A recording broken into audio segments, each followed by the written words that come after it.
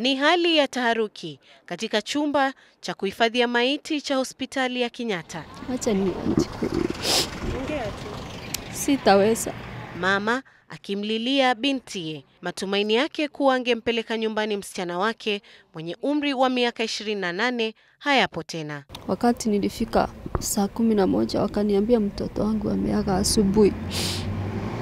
Kiwauliza kwa nini? Wakaniambia ati alikuwa mgonjwa kwa kifua na sikuacha akiwa mgonjwa. Bintiye alikuwa anauguza majeraha ya moto kwa muda wa takriban miezi 7. Nilikuja nikatuma huko kwa mkubwa wa dokta. Akaniambia nikuje saa 3:30 nikaja, wakaniweka hapo mpaka saa 10. Sasa saa 10 kuwauliza kwa nini waliniweka hivyo, wakaniambia ati walikutana na Dr. Munda asubuhi wakasema hiyo fomu isisainiwe. Sasa wakanituma kwa Dr. Makanyanga, nikaenda huko nikaambiwa ati ameenda rifu.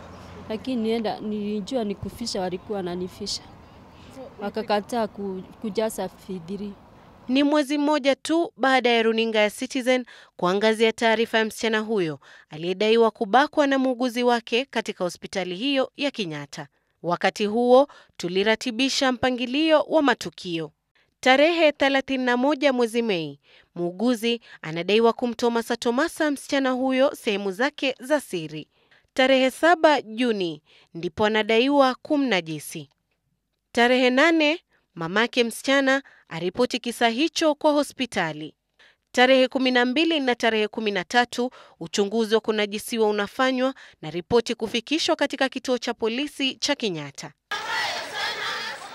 Muuguzi aliyedaiwa kumbaka msichana huyo aliachiliwa kwa dhamana ya shilingi 7,000 huku uchunguzi ukiendelea. Alikuwa ananiambia hiyo Wednesday nisiende nikae na yeye. Nikamwambia hata nikikaa sitamtoa uchungu.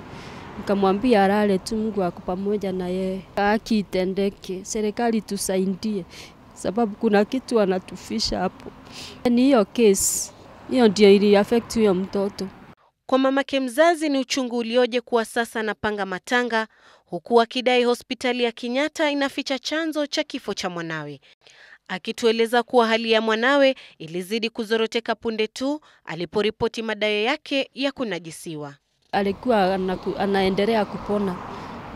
Si alikuwa hata anaenda vizuri, anakula, alikuwa mzuri. Lakini wakati aliripiwa hiyo kesi ikianza, akashindwa na kukula, kuenda, kufanya chochote tangu hata sijui niseme nini. Sasa mwisho wake ni kukufa tu. Hospitali ya Kenyatta kwa upande wake imekanusha madai hayo kupitia msemaji wake Simon Idhai, ikisema kuwa watabaini kiini cha kifo cha msichana huyo. Madaktari,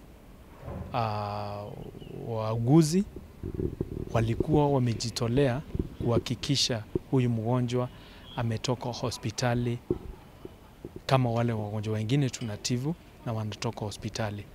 Msichana huyo sasa amemwacha mwanawe mwenye umri wa miaka 4, huku jamii yake ikisubiri majibu kamili kuhusu kifo cha binti yao. Fiona Kenga, Citizen Nipashe.